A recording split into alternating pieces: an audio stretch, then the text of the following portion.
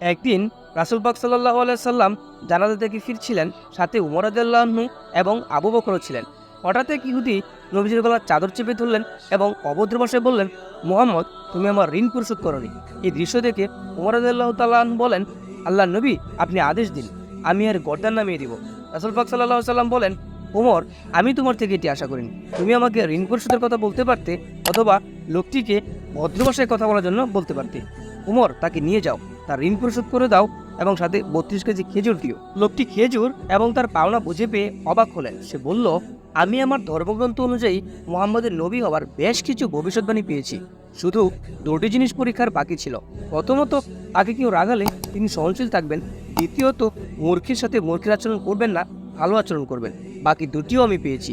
উমর, তুমি সাক্ষী দেখো, আল্লাহকে আমার রব হিসেবে, ইসলামকে আমার দিন হিসেবে এবং মুহাম্মদকে আমার নবী হিসেবে মেনে নিলাম।